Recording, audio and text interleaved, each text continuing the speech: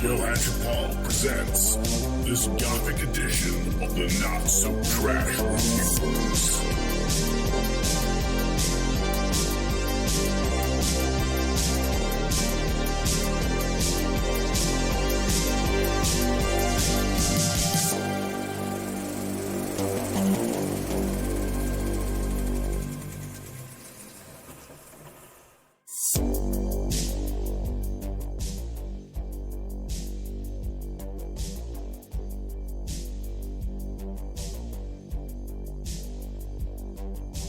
On this episode, we'll be doing something a little bit different.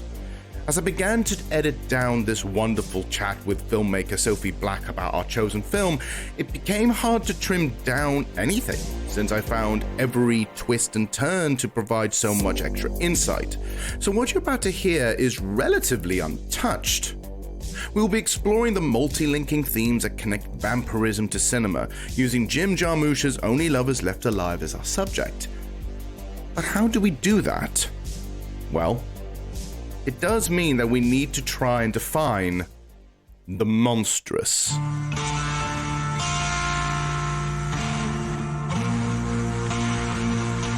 Horror as a concept has always been about humanity fighting against our fears, our urges, our sins through the embodiment of the monstrous. There are plenty of academic texts that explore this through themes of man versus nature, man versus technology, man versus the world. But each monster's theme have some sort of grounded representation. Werewolves are seen as man battling their fear of losing control over their own actions. Zombies represent the fear of seeing ourselves as the enemy. Mummies are literally the past coming back to attack us. But what of vampires? Writer Stacey Abbott explains that vampirism through the centuries has been ever-changing. Stories and the myths have morphed to reflect on the fears of being human and being part of the human experience, using the enhanced immortal human to push boundaries and examine issues such as time, death, temptation, power, queerness, mortality, and most importantly, it's a self-reflection. Unlike most monsters, vampire as a premise, while still following a typical set of rules, has always been adaptable to put a mirror on ourselves or others and see if we are just as monstrous as they are. If we can see our reflection, that is. Compare Bela Lugosi's Dracula to the Blade movies, or Lost Boys to Twilight, or The Hunger to Nosferatu. They all have their own take and project a unique examination on the human condition. So with that, I want to ask you, the listeners, what do you think vampirism represents here? The movie has so many layers that it's hard to pin down just one, allowing for a more open interpretation. So let's see if we can start a bigger conversation. Now, let's begin examining our goth rock tale with myself and Sophie Black. This is Only Lovers Left Alive.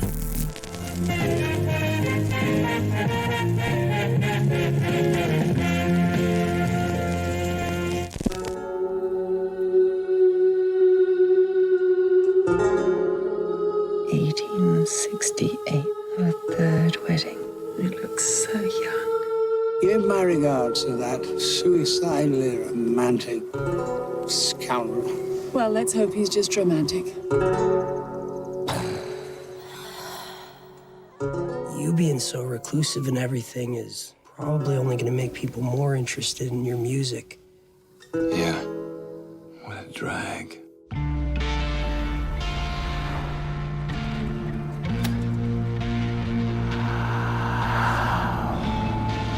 My sister's looking for us. Shouldn't she be sleeping in a coffin somewhere? I'm really, really hungry. Could you smell it all the way from LA? We're gonna have so much fun together. We gotta go. Right now. Coming. Is that the really good stuff? Precisely. Typo.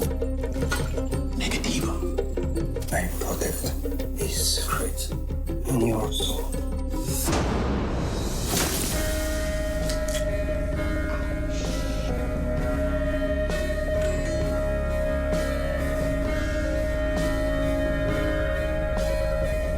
can you have lived for so long and still not get it? You've been pretty lucky in love, though, if I may say so. I have what you need. Not what I need. And I'm joined by Sophie. Hi there. Hi. How are you doing? I'm pretty good, thank you. It's snowing here, even though it's March, but apart from that... It's very weird weather, I'm not going to lie. It's snowing, and then it's sunny, and then it's windy, and then it's snowing again, and then it's sunny again, and it's all within the span of 5 hours. Yeah, it's not cold, but it's hailing. Weirdness. It's just, it's the world colliding. Everything's gone backwards, and you know what? It's kind of appropriate weather because everything's all weird and confusing, which is kind of how leading into the movie we're going to talk about today. There's a lot of layers with this, so having weird, bizarre weather just kind of adds to it, I think. So there's an actual reason why I got you on. Now, obviously, you and I have been friends for a while, which is all good. And also the fact that I've been wanting to get sort of a female director perspective on this film. But also, we got to see this movie in a very unique way. Yes, and in a way that I think everyone should see this film is the way that we first saw it. It was quite an unusual experience, wasn't it? Yeah, it was. It was over at the Quad in what was that little smaller place that isn't the actual the actual cinema. The box cinema. The box, with wine and sofas. It was very, very comfy. Yes, because there was no seats left because we got in far too late, didn't we? So the only seat left was a sofa that was right in front of the screen. So the only way to watch the film was lying back on the sofa luxuriously, sort of lying down and looking up and watching it with glasses of wine on the go, like red wine. And there's a lot of lying down shots in this film. So it was like we were imitating what was on screen. It was very immersive if you really think about it, because, the way they drink blood in this movie and how they react just lying down on the sofa, head back, just letting everything wash over Exactly is almost in the same way how we watched it. Yeah. Exactly the same. Apart from it wasn't blood, obviously, but apart from that, it was the same. It wasn't blood, but I've got some red wine. I should have got some of that to start off this evening. Yes, everyone watches this film. Watch it with a glass of wine.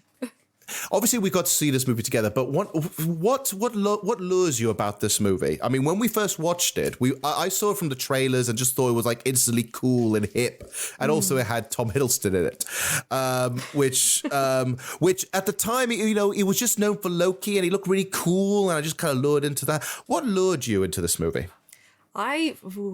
I've just always been a massive vampire fan. This is one of the better vampire films, I have to say. There's a lot of vampire films out there that are trash, and I love all of them, and I don't really care. And if there's a vampire film out there, I've probably seen it, but this is also one that I would put on the list of actually genuinely good films, as well as being a vampire film. As many awkward teenagers, I devoured Anne Rice when I was in my teens, and just related hard to that writing and felt so seen. And so I think that's probably where it started. I think Buffy probably started my love affair of vampires in the 90s, but then later on Anne Rice, and just, I was obsessed with the vampire Lestat. I used to carry it everywhere with me. My mum used to be very much into Anne Rice as well, and she used to love all the Lestat books and stuff like that as well. So 100%. And that's the thing I kind of got with this movie later on as we're watching it again. It has that Anne Rice feel to it. 100%. In the same way that Lestat was very reflective on life. He was a very melancholy vampire.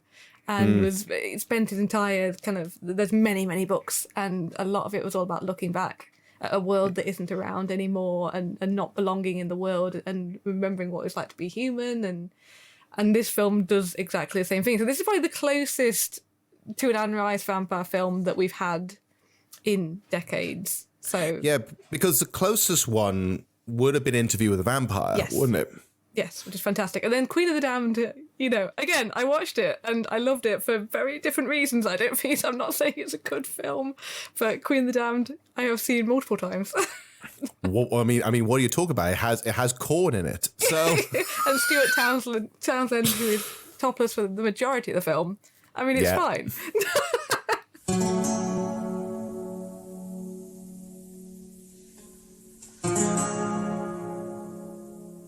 one of the things that lured me with that movie as well, it has a sort of Anne Rice feel, but also got this. It feels like it's not approaching vampirism in the same way as other movies are, but still following the traditions of vampirism. Yes. Yeah, it's not.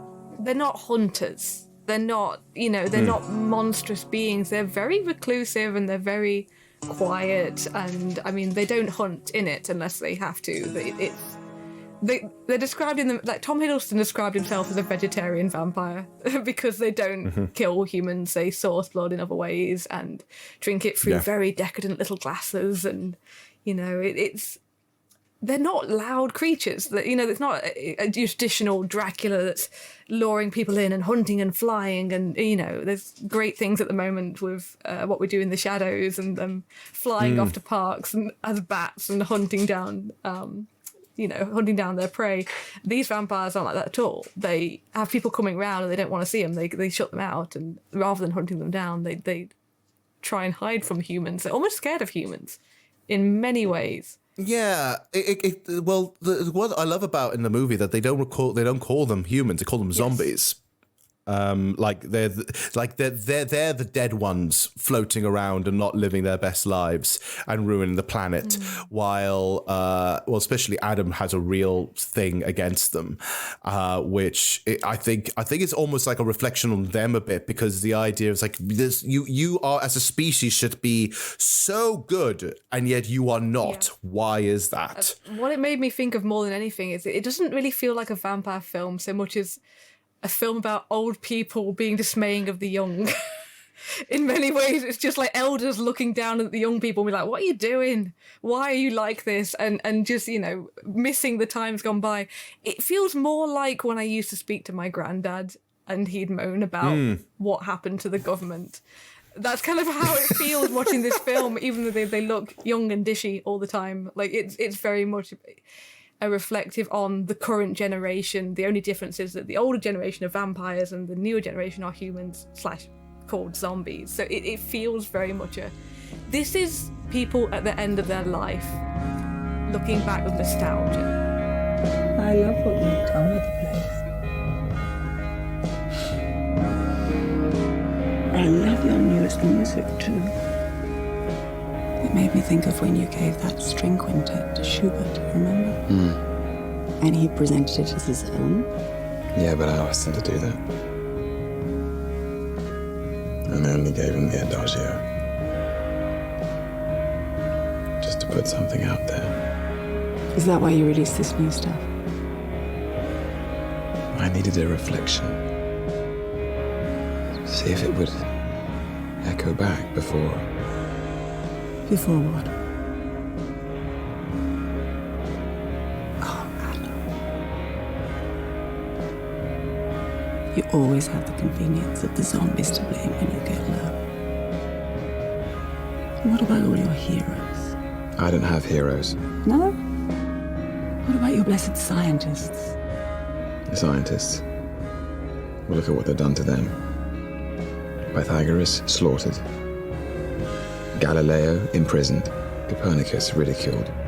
Poor old Newton pushed into secrecy in alchemy. Tesla destroyed. And his beautiful possibilities completely ignored. And they're still bitching about Darwin. Still. So much for the scientists. And now they've succeeded in contaminating their own fucking blood, never mind their water. Yeah, well, if we're gonna have a litany of all the zombie atrocities of history, we'll be here till the sun comes up. Half the time, the movie is showing off that everything they have learned, all the good things, are older for them. They're like some of their big moments, all their conversations about times of the past. But they also have moments where they're showing like their own strengths and their wills of the current day in a way. Maybe it's, if you are going by nostalgia, maybe the idea is, nostalgia is cool, but nostalgia is also holding you back from progressing. Well, that's the interesting point, because Adam is the one who is obsessed with his old technology. Eve is a bit more, accepting of technology, and she's freer. Adam's the one who is, he's very much holed up with his stuff. He's reclusive, he's surrounded by stuff, he doesn't want to let go of the past, even though it'd be so much easier to connect to the grid, as he calls it, and connect to the human electricity. He's like, no, I'm going to do it the old way and power it myself, and he's determined to... There's a beautiful scene where they have a phone call and they want to see each other, and Eve immediately gets her iPhone out and she can quickly see him, no problem. Because he refuses to let go of the past, he then has this really complicated thing where he has to connect one wire to another device, to a TV, in order to see her. And she's seen him in 2 seconds by getting her iPhone out. He's determined to wire up an old TV in order to see her. And so it's like the past is holding him back. She's out there, she's seeing the world, and she's happy to be out there and free. She's a very free spirit. And he's trapped by his love of the past and not accepting that actually the future can be good. And that's why, again, she's very positive about the world as a whole, and he's sick of it and almost to the with suicidal tendencies. And so maybe it says a lot of the past is great, but you can't live in it. You can't just be bogged down by the past. You need to embrace the now as well, and that's what Eve does, and that's why they're so different. Yeah. Adam. Eve. Hey, darling. Hang on a second, I want to see you. Oh, I want to see you too. What is that you scrabbling about with all your wires and knobs, my old pack rat? Yeah, 1 second, I just... Hello? There you are. Hello, sweetheart. You know what's interesting with Eve is that, you know what's even more interesting is Eve in comparison, because you got Adam and Eve, and the ages are different, actually, because Eve is supposed to be 2,000 years old, right? And Adam is supposed to be 500. So I think what's interesting is that Eve may have already had this phase about 500 years ago. That's a good right? point. And she's gone past it. She's grown up. She's done the thing. Says, you know what? If we keep wallowing in the past, like she does say, you've lived around for 500 years and you still don't get it. Yeah. You know, it's as if how free she is, to the point where. What's interesting is that at the very beginning of the movie, they are a married couple. They've been married for about 500 years. Been married 3 times as well. 3 weddings they talk about, don't they? 3 weddings. Yeah. 3 weddings. But they're not together at the beginning of the movie. And so that makes it interesting as a dynamic. Yeah. Is this them on their break? Is it just her exploring the world and doing her own thing? And then leaving Adam to wallow? Is Adam just being stubborn and refusing to go with her? What's the dynamic there in this? I think the whole central point of this movie, even through the idea that they're vampires, just adds a dynamic. But it's really about analyzing their relationship and seeing whether or not this relationship is a healthy one or a romantic one or a good one. The age gap thing is a very good point, not just with the characters, but the actors. I mean, Tilda Swinton's 60 now and doesn't look it. She's just the perfect person to play a vampire because she is.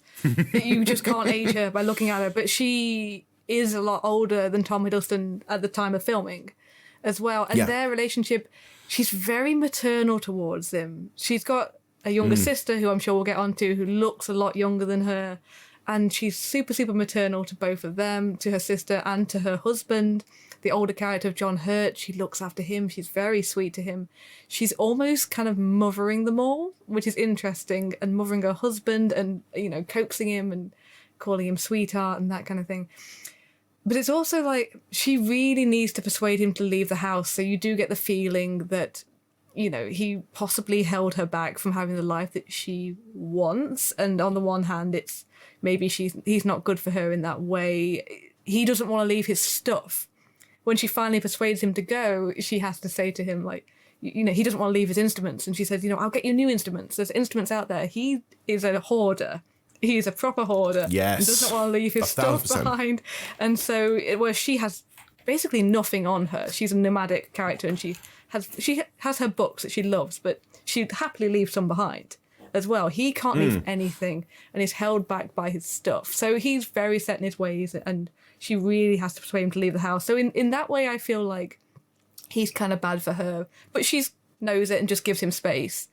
But what I noticed, I do think they're a very loving couple. I think they're very, very sweet to each other and they balance each other out well. I mean, they are yin and yang, as I'm sure we'll come on to. The one bit I found a bit off was, and I don't remember it first time round, but the first time they had that phone call, Eve says to him, "Oh, you're making me do this again." Did that bit stick out for you? Yes. When he's like all depressed and she acts like he's punishing her and he's doing this to her even though he's the depressed one, that's always an alarm bell. Like, oh, what are you doing? You're making me give up stuff again. You know, it's like, he's not making you do anything. He's depressed. He needs help. So, and it's also the idea, again, going back to if they are a married couple and they're in love, why do they start this so apart? And also, we get to talk about John Hurt a little bit, who is an absolute wonder in this movie. Being Chris Marlowe, basically, who is the alleged ghostwriter of William Shakespeare. And the way she talks to John Hurt about Adam is like, it's almost a little bit like a nuisance. Yes. A little bit. It's like, this is happening again. And then John Hurt saying, like, you know, it's like, why are you going back to the suicidal romantic scoundrel? Calls him a scoundrel. We don't see any bad behaviour from Adam at all, apart from the fact that he's reclusive.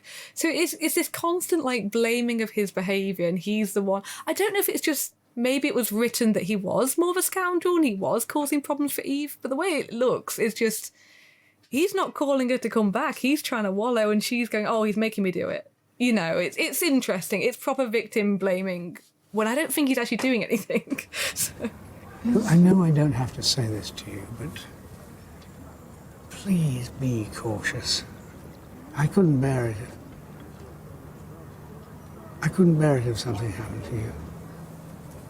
Frankly, I don't understand why you don't live in the same place, because you can't live without each other.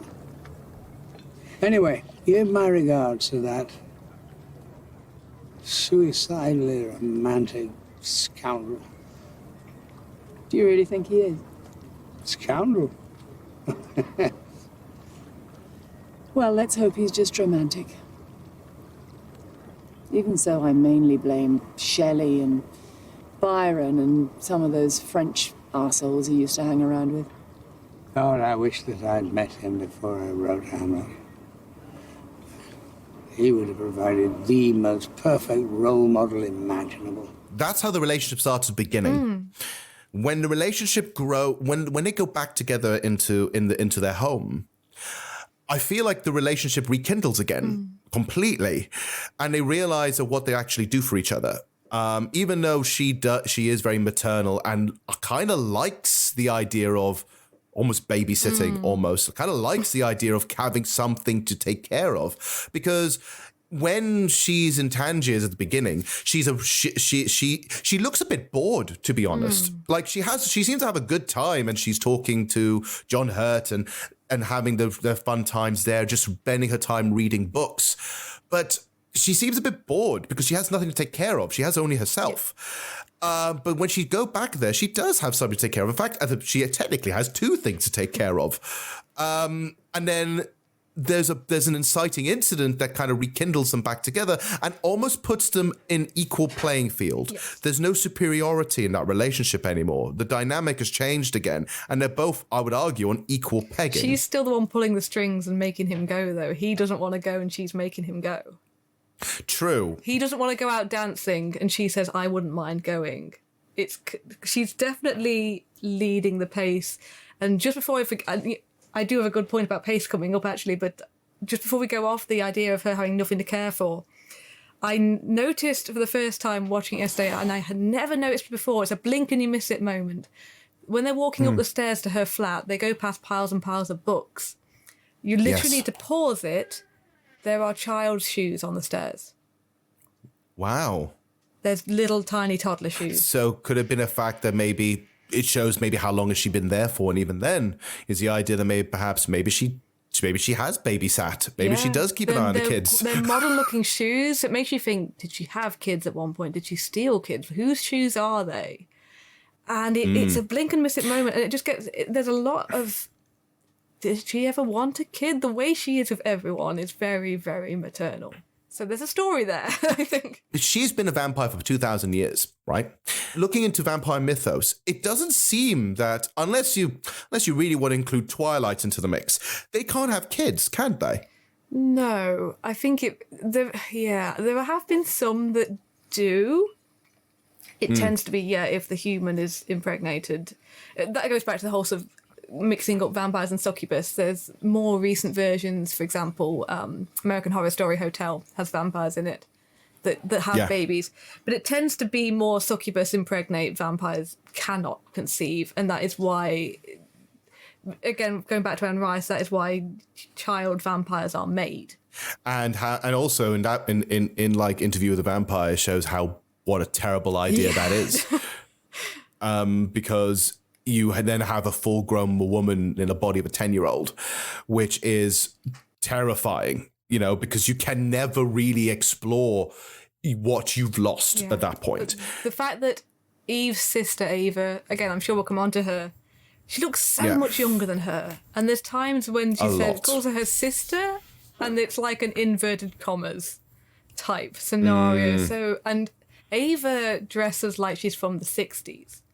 So she clearly is a younger vampire. Eve is 2,000 years old. So again, where did that sister, in quotes, come from? There's a lot to say there. Because I think it literally said at one point, talking about Ava a little bit, that there was an inciting incident that said they haven't seen each other for about 87 years, which is a thing in Paris, which would have been like somewhere like in the 1930s or something like that. So imagine that as it were. Imagine maybe the idea is that also looking at two different things here, looking back at nostalgia and the modern times. Ava represents modern times. And it's funny how you can look at how Eve is interested in it, but doesn't think the rambunctious nature is there. How Adam absolutely hates it. She finds her an absolute nuisance. She finds the idea of the modern times being ridiculous. The idea that you're not supposed to be drinking modern blood because it's contaminated. And I mean, I noticed one thing about the blood drinking thing. Obviously, a lot of times the blood is designed to look like they're getting high on drugs when they take it. Yes. And the idea that, it's contaminated now and there is drugs in it actually makes them sick.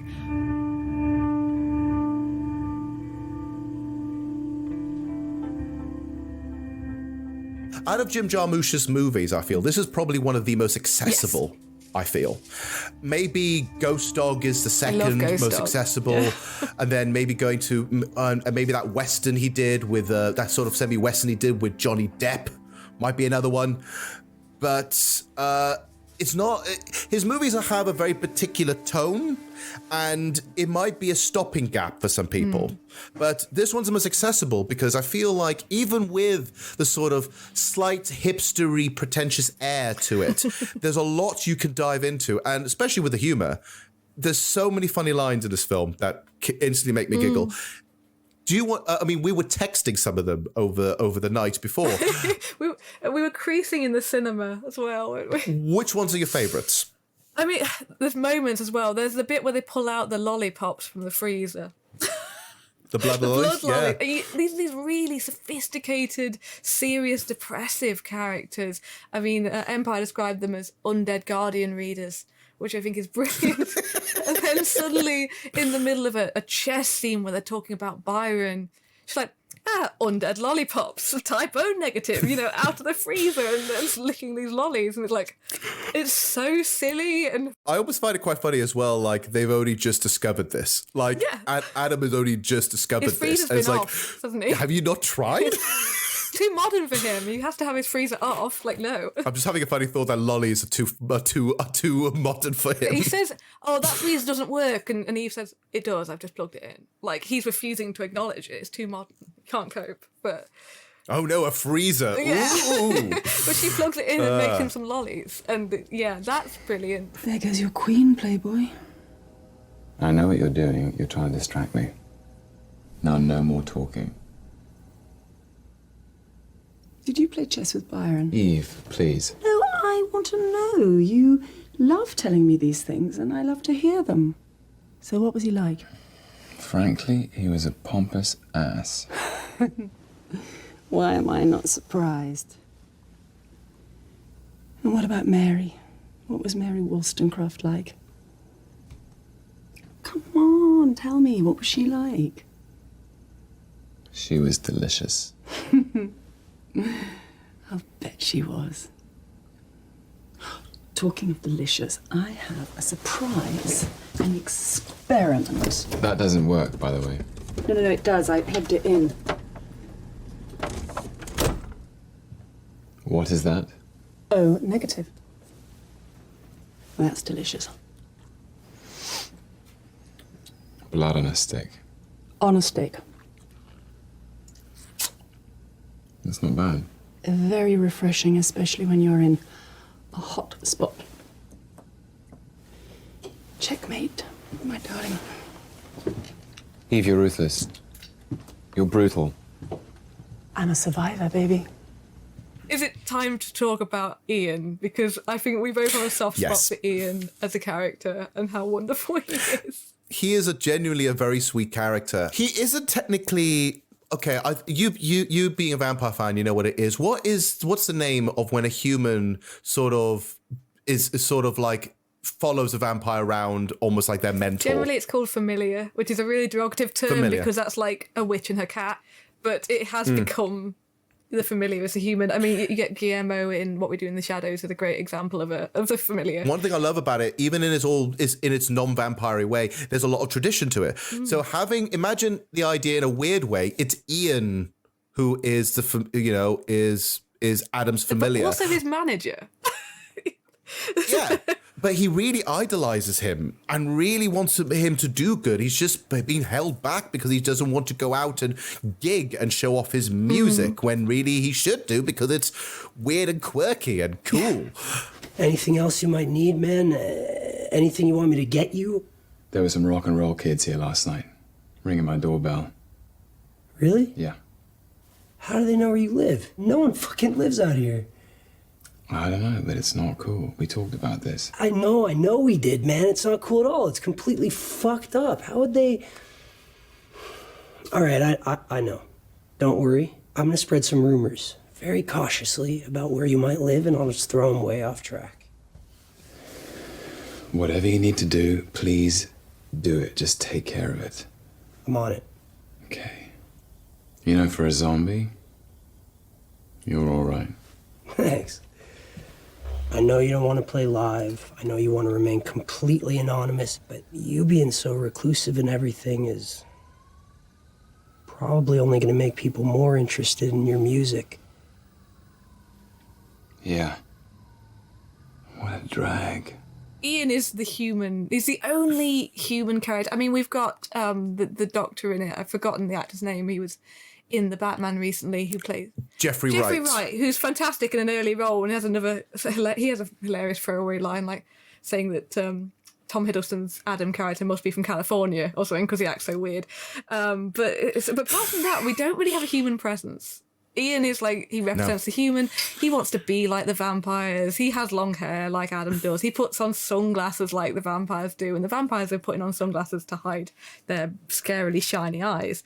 Ian puts them on to be like Adam, which again is very much like all of us who dressed up as Lestat when we were teenagers, you know. And so he's he idolizes him, and it's very much the human presence in the film. And he's so warm and so loving and just would do anything for Adam. And yeah, it's just a really sweet character. And Anton Yelchin he's amazing in it. He nailed that, and it's a shame at his passing because you can see all the kind of characteristics he was going to go from there. Thing with Ian is he is very grounded and will follow whatever Adam says, but he is literally, like I said, the human center. So when Ava drinks Ian, warning. It's a scene I did find hilarious because the scene just goes over and says like, "You drank Ian."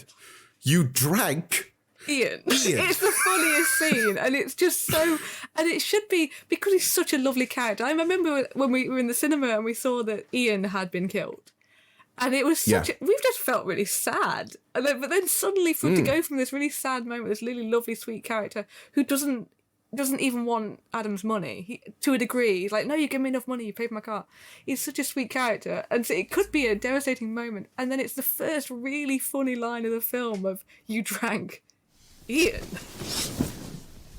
Ow.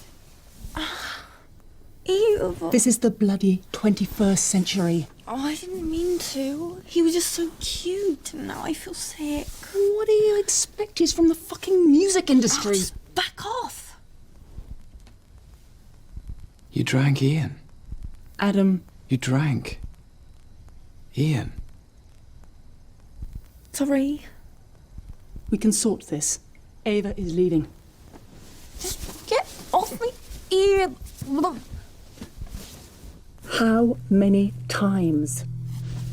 I don't mean to. Ow! Let go. So the fact that Ian is dead now, he has no way to connect with other with things for selfishly, by the way, things that he wants and the outside world, like his music, his instrumentation, his music, his hoarding, the things he hoards from, things he wants, he gets it from guitars, Ian. It's like a guitar lover's dream, this film. There's so many beautiful guitars Ian gets for him. Yeah, which he now can't get. All he has now is Eve. So again, it's an inciting thing to make him leave. But while we're on the subject of Ian, humour and spoilers, the funniest moment, which is really shocking, because we were saying this isn't a monstrous film.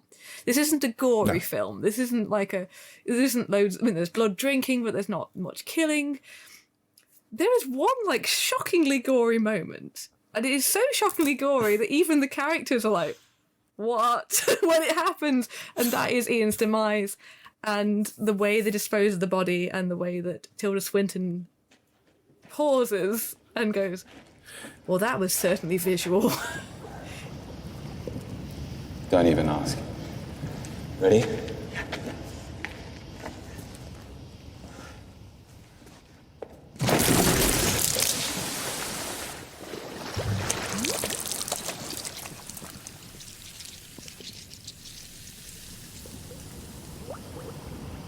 That certainly was visual. That was a visual. Yeah, it's like tongue-in-cheek almost. It's hyper-humour at that point. I actually forgot how bad that was because it's not like when when the body is thrown into what's considered basically an acid pit. You see the first shot, you see a bit of sizzle. You go, oh, okay, so they're just going to sink. It cuts again. And you see skeleton, and you're going, Jesus, I wasn't expecting that second cutaway. No, yes, skin disintegrating, and it's this really lovely guy who didn't want to die and does, and then it's so gory. But yeah, it's really funny. It's really fun. And it's like you don't want to laugh, but you do, and yeah. Some of the humour is a little left field because I got surprised by it again. Watching it recently again, I was surprised how funny it is. But it does help liven up a little bit of the genuinely somber movie, because there's a moment in the film which I feel also is very poignant because we mentioned about depression. The whole literally suicide scene where Adam is contemplating suicide by literally getting a wooden bullet so he could actually get a stake through the heart. To stake himself, yeah. And again, the conversation is with Eve almost shows again how Eve should not be so surprised by this. You know? Eve seems very surprised at the idea that he would want to do this. And it's like, why are you doing this? You don't get it. You shouldn't be doing that. But it's like, clearly something's wrong with this relationship here, where you don't see the red flags and the victim blaming, going back to the victim blaming a bit, and having this really big scene of he comes back from the hospital being Dr. Faust, by the way. Again, another little nod. To get the blood. Comes back, gets confronted by this and saying, I'm tired of all the people out there and everything else, and and feeling like the gun is less scary than the outside world. And it's interesting how Eve as a character doesn't connect that for a while and just wants to almost distract him by saying, no, let's dance, let's love, let's do all the positives, instead of actually going to the root of the problem, which is there's something wrong here with him. And it doesn't tackle it until the end when they're both in the exact same playing field. They both lost something. Yeah. I think he struggles with the idea of Eve dying more than himself. In that moment, they're both threatened.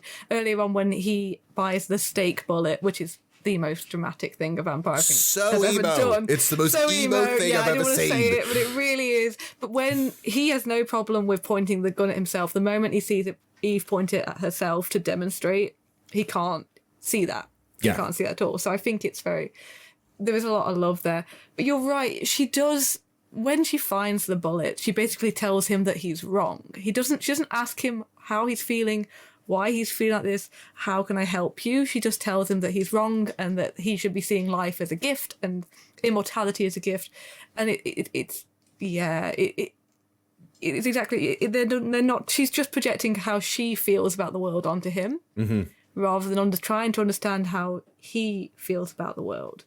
Yeah. And a lot of it is, she doesn't understand him. She just encourages him and accepts him to a degree. I think his music, she doesn't really understand his music, but she supports it. And interestingly enough, I found out that Tilda Swinton, when she was making the film, had a family member who was very sick. I think was dying. And so she was very much thinking about immortality and mortality and life and death. And for her to be playing the one who is positive about life and who is, loving the idea of going on forever and just soaking up every moment of life and soaking up nature and soaking up people and being, seeing the world in a nomadic way. I think that's so interesting that the character was actually going through a crisis of mortality herself, but playing the one who wasn't. I think she said it was very helpful for her. It was the best role for her to be playing at that time. I can imagine being cathartic. It's the idea of like, I can literally perform the way I want to feel, not how I'm feeling now. Yeah, but also at the same time, probably wishing that people could go on forever. What's this about? Just tell me that you're having trouble with one of the others. Please tell me that. I don't see any others. Ever. Okay.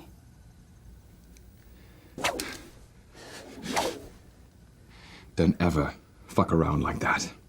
Just playing a part in your story. It's the zombies I'm sick of.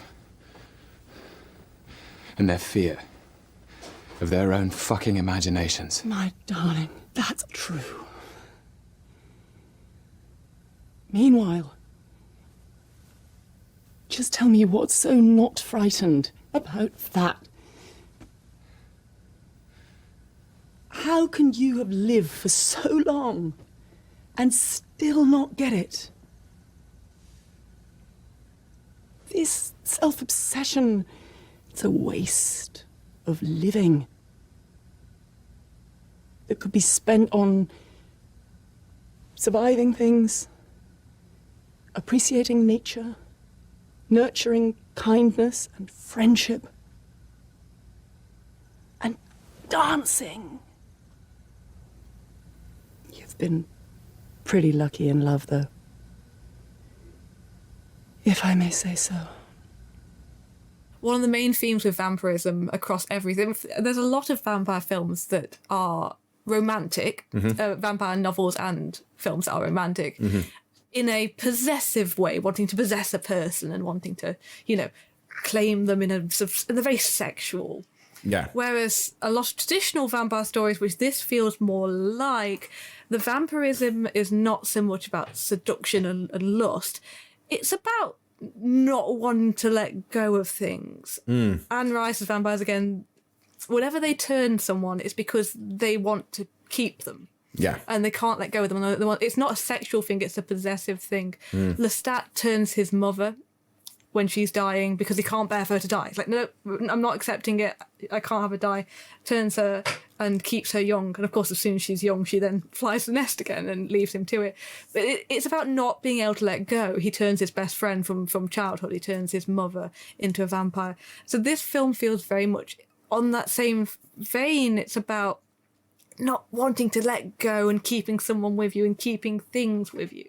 And it's all about that. Yeah, like keeping the old things with you, keeping people, and refusing to let things go. And it's a very traditional vampirism metaphor in that way. And just to click back onto that, when Ava drank Ian, one of the things that Adam says is like, why didn't she turn him? Yeah. So the idea is like, let him go. she basically saw him as a snack, quite literally. So, she saw him as a snack, while everyone else is saying, like, especially at the end when Adam and Eve are actually going to do this again, it's like, we are going to turn them, right? Yeah. Like we're going to keep them alive. We're not going to kill them. We're not going to get rid of them. When they're looking at this beautiful couple making out, they're saying like, if we're going to do this, are we going to keep them alive? Yeah. While Ava just kind of goes, no, I'm hungry. You're here. I'm just going to eat you.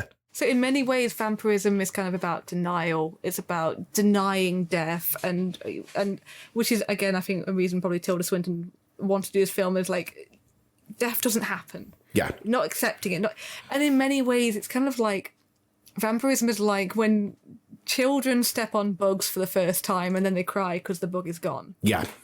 It's not accepting. It's just put it back together. And it's very much, there's a lot of vampire novels where it's about refusing to let someone die, refusing to accept mortality, refusing to accept the meaning of life by clinging on and keeping it together and carrying it with you always. And that is what vampirism kind of means in all of these things. And it's the idea of like, and so he would have wanted to keep Ian. In the same way that he keeps all this technology going, that is even the way he powers his house, which, Eve congratulates him for building this way of powering his house that's all like clockwork, but really he could just plug in his house to the system.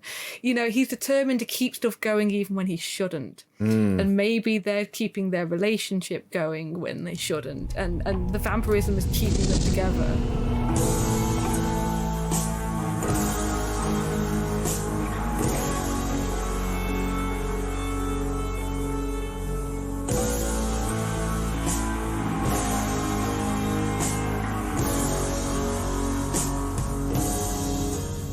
One thing I like about it is there's loads of references to everything in here. Like you got mentioned guitars, music. There is a lot of wonderful music in this, but it's very Jim Jarmusch. His music taste. Yes. It's hard to describe. Like unless you've seen a Jim Jarmusch movie, you can't say like, I can't go and say, hey, this music taste is very Jim Jarmusch, but it is. The film is a love note to music. I mean, Adam himself is designed to look like a character from Pink Floyd, I think. Yeah. And there's lots of scenes where the camera is spinning or the character is spinning, and it's intercut with shots of records.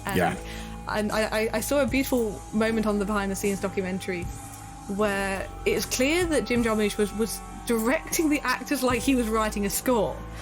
Because he says to Tilda Swinton, he says, okay, you are the guide track in this film. You set the pace. And when Tom comes in, he is the supporting note. You are the guide track. And he actually gave her that note, and it's literally like he's composing, like she's the bass note, and and Tom Hiddleston's character was like, the supporting flute or something. But it's so rhythmic, and he's composing as much as he's filmmaking. Yeah, which makes a bit of sense when it comes to the pacing of this movie and how things are edited and how things are spliced and how things are directed, because it goes through sort of up and down beats, but almost as if it's like an album would. An album, you've got like a really strong start, you've got some really cool big starts, some interesting bits, it develops over time, you get some middle tracks, you get some high drama, and it ends with a banger. Right? It's almost a musical in that weird way. It's rhythmic like a musical, but it is a somber, somewhat depressing vampire movie instead. I think he definitely put himself into Adam, and his love of music is very much shown through there. It's just a bit to the max with Adam and the way he collects music and different kinds of music and instruments and vinyl and everything. But you definitely get the feeling that the way he laments the modern day and the way he laments modern music is very much how Jim Jarmusch sees the world. And it's not just the music, it's the entire everything around him. The streets are rotten. There's so many shots of buildings that are boarded up. Yeah. That clearly used to be beautiful. And I can't remember where I heard this, but it was somewhere on the making of, I think, where Detroit was described as a time lapse. Yeah. I think that might have been one of Adam's lines. It feels like a time lapse where you see like a rose bloom and then it deteriorates again. And that's what Detroit looks like to him, and that's why he loves Detroit. There's a great scene where he takes Eve driving to see the theatre, to see his old beautiful theatre that's really rotten, but clearly used to be beautiful and grand and was a movie theatre and is now a car park. And the way the camera pans down to the cars, again, it's kind of humorous, but it's also, it's about old things in the modern world. And it says that in the visuals and it says that in the character. And it's very similar in a way to Ghost Dog, because Ghost Dog is about old values. It's about men who believe they are samurai, not really fitting in and disliking the modern crime bosses and trying to live in an old way and being reclusive. So it's a similar kind of theme across the two films of old souls in a modern world. The problem is when the old keeps going and no one either takes care of it or loves it anymore or moves on, it's just an empty husk. And that's what most of Detroit is. One of my favorite lines in the movie is when Eve goes, when they're driving and Eve goes, "So this is your wilderness." As in the idea, this is your, like for Eve loves nature. So she would run out, she would be the woman who'd run out into the forest and just enjoy that. While for Adam, it's like, no, this is your forest, isn't it? This abandoned sense of decay almost. So this is your wilderness. Detroit. Everybody left.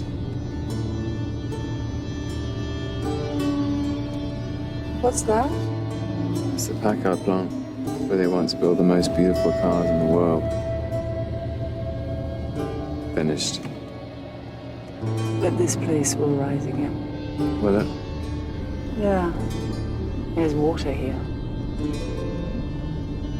And when the cities in the south are burning, this place will bloom.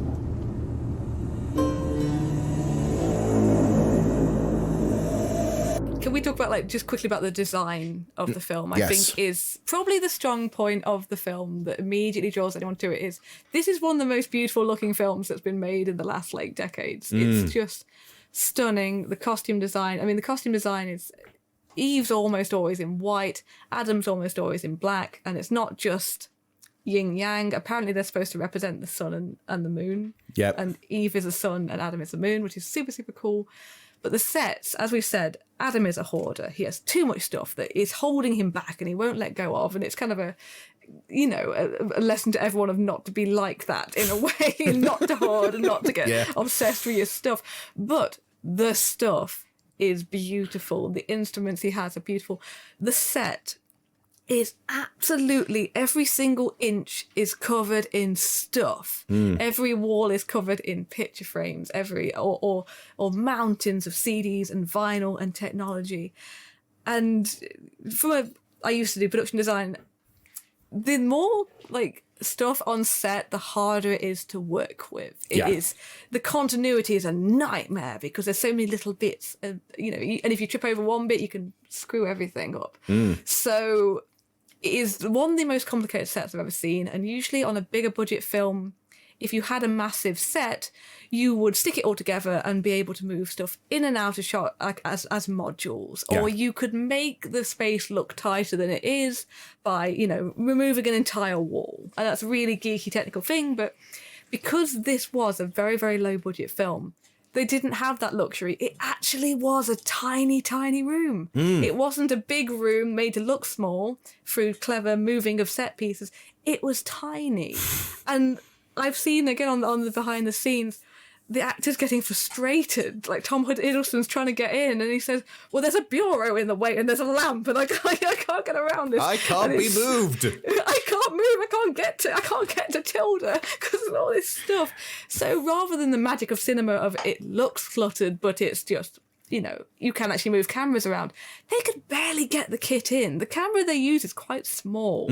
So the attention to detail with the design is incredible, but also the stamina of the cast and the crew working in a teeny tiny cramped little space to get all the shots they did. Like I said, they couldn't just move walls out of the way. It's not that kind of a budget. They literally just had to squeeze in with big teams of people and be like, don't tread on all the records on the floor. And yeah, I just think that attention to detail is worth applauding. It's so complicated. And yeah, another good example recently was the recent Ghostbusters film had a very, very, very busy set. And that was another one that is just a beautiful set to look at that's full of stuff. So basically, out of all that, if you want a good looking movie, fill it with stuff. But make sure you have the budget to move your walls when you need to get the camera in. Otherwise, your actor will get very frustrated because he cannot move past the damn bureau. Yeah, we'll everyone learn that, everybody.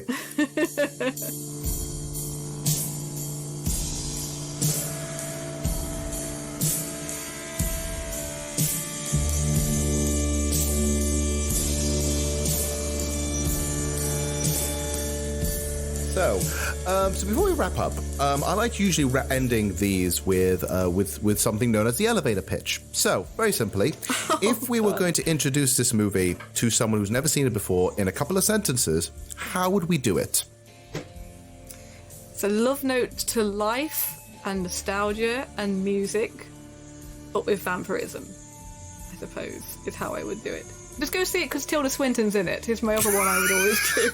Just end the movie. Amazing. Oh, by the way, Tilda Swinton's in it. Just go watch that, please. Just go see it. But you know what? That's actually perfect. It sums it up everything. It's life. It's life. It's love. It's rock and roll. It's crane shots to die for. Indeed. My goodness. I'll just say thank you very much for having on. This has been a lot of fun. Oh, thank you for having me. It was good to talk about this film again, yeah, because we had such a good time seeing it on our sofa with neck ache. But yeah. It was great. It's great to come back and watch it again.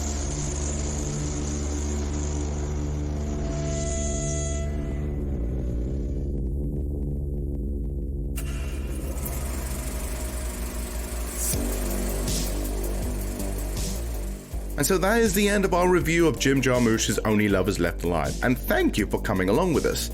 This was one of the more fascinating deep dives I think we've had on the show so far, and was awesome to share our ideas on this beautiful and complex film. What did you think? Do you have a different view to myself and Sophie? Please feel free to write your interpretation of the film on our social media and share this episode with other vampire lovers. We would love to hear from you all. And with that, this film essay is closed, and we'll return soon for another Not So Trash review. See you all next time, cinephiles.